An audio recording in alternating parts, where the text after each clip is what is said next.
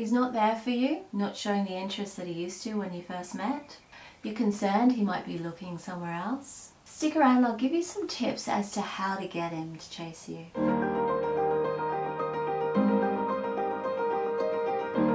Hi, I'm Rachel Wood, relationship and life coach with Creative Pathways Coaching. So let's get into it. Right from the start, we want to make sure that we're setting our boundaries and making sure that the person that we are seeing is giving us what we need. Of course, this has to be reciprocated. We need to give them what they need too. Most of us want a partner who adores us, and part of this process involves only accepting what we need, what we want, not stuff that we don't need or don't want. This means stepping away from guys who, seem okay, but could be a little bit self-orientated, or maybe work-focused, or still emotionally attached to their ex, The list could go on with this one. When a new person we're seeing or a boyfriend isn't giving us the attention we need in the first month, it can make us feel undesirable, powerless, and insecure. This is particularly so if they're getting over their ex. It's instinctive to want to step in and complain and nag him about the lack of attention. Have you done this before? How did it go for you? Worked? Not really. It doesn't really work. It usually never does, and if it does work, it only works for a short period of time. But what it really does, and what's quite damaging, is that it actually puts you in the area of neediness and of powerlessness. Now, I'm not suggesting that you use games at all to get his attention, as this won't work long term either. That's because the focus is continuously stays on him, and I can tell you, he'll be able to feel it regardless of how many games you play. So if you use games, it's very likely to cause him to back away further.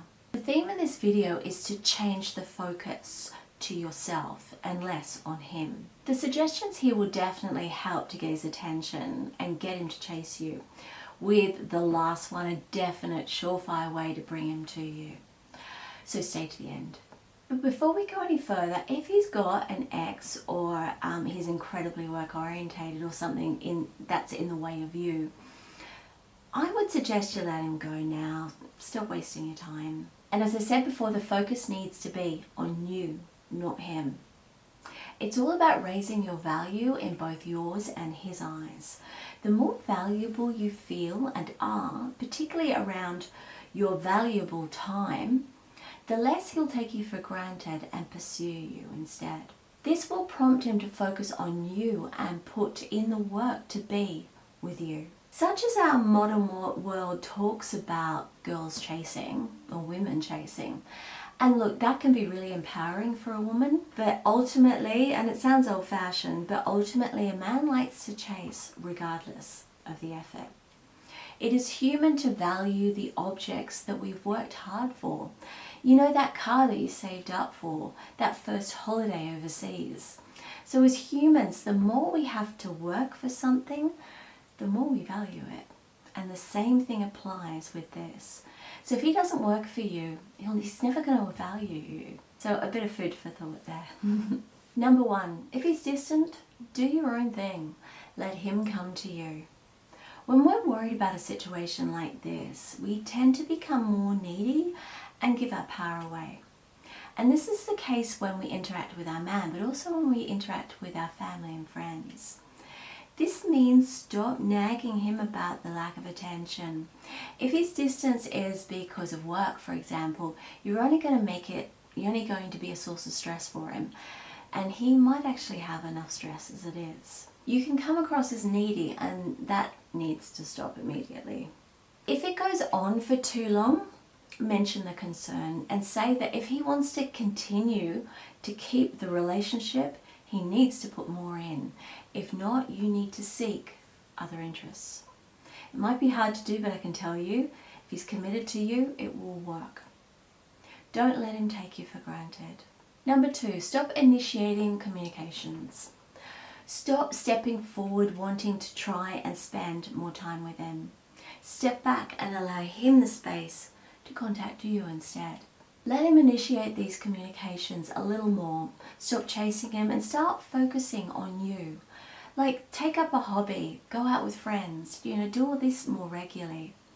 This also means not responding immediately to his texts, giving at least 30 minutes before responding, and even an hour if you can, but no more than that because you don't want to play games either. You need to show him that you're busy with your life, but that he is a part of it.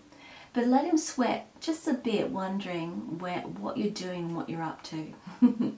Let him realize that your focus is on you and on your life. Number 3, don't always be available to him. Start living your own life. So tell him that you have other plans if he calls you at late notice to come around. That behavior is unacceptable as far as I'm concerned. Mention this when you see them next, that it's unacceptable. Maintain your own social life. Do not, under any circumstance, cancel plans with someone else to spend more time with him. That's just such a no-no there. Even though you really want to, say no. Show him that your time is valuable and he needs to see this. So saying no, and say no often, they hate hearing it, but it will create the respect that you need from him so that he doesn't see you as someone that he can walk over. He needs to know that you're busy with your own life. You have your own plans that are just as much of a priority to you. You're not seeing someone else, but you are living your life, and he is only part of that. Get him to see that you have a life outside him and his needs too. Men love confident, independent women.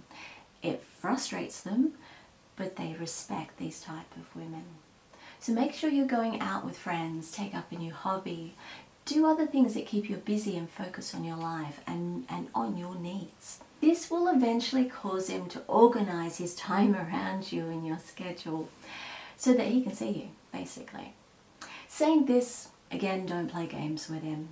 Do the things you love and enjoy.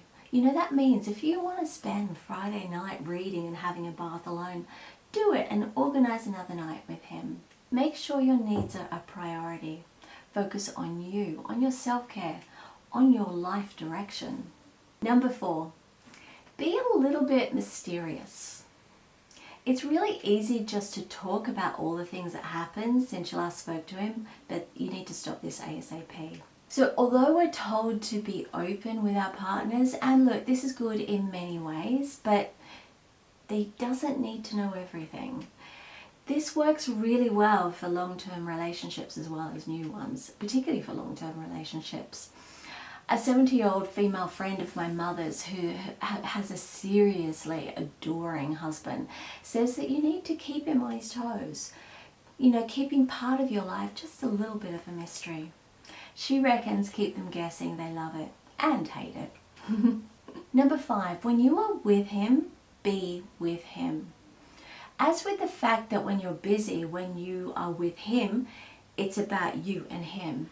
Make sure that both of you spend quality time together. Make that time count. It isn't just about you. It's about making sure he understands this too. If he's distant when you're together, then a little conversation, a little nudge and a conversation about relationship quality time needs to happen. The conversation from your perspective needs to focus on your valuable time. Your time is valuable, and if he chooses to waste it, then you have better things to do. Don't spend all your time with him. So number 6, don't spend all your time with him. This is a hard one to do, but the best one for effect, particularly when the sex is hot. Make him miss you. If you two are seeing each other all the time, you will quickly get sick of each other. So limit dates to once or twice a week. And yeah, I know, really hard, particularly if the sex is good. Maybe have a special occasion every now and again, but keep it to that, regardless of the great sex. You are busy with your own life again, and you can only give a certain amount of time. You're working, socializing with your friends and family. This will make you more interesting to him.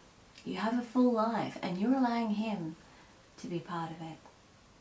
And in the end, if none of these tips work, sounds like that there's something going on that is not about you. Is he still emotionally tied up with his ex, for example? Does he like you but maybe not enough? It could be a number of reasons there. You probably then need to have a chat with him about what you require in a relationship. So this is about clearly identifying your needs. You are a queen and you need to be treated as such. Be aware that you might need to walk away, but that you're walking away from a guy that probably will never fulfill your needs for whatever reason. You need him to know that you will not settle for what is occurring. He needs to step up his game or go. No obvious ultimatums, but just standing up for your value, your needs, your time. So if you like this video, please give it a thumbs up and subscribe to my channel below to see future videos. I post a new one every Tuesday night, Wednesday morning, depending on the time zone you're in. If you have any comments about what I've spoken about today or suggestions for future videos, please let me know in the comments section below. And remember, you can book a coaching package with me or check out my other coaching resources on my website. And subscribe to Creative Pathways Coaching Instagram and Facebook. Links are in the description below. And I'll catch you in the next one. Cheers.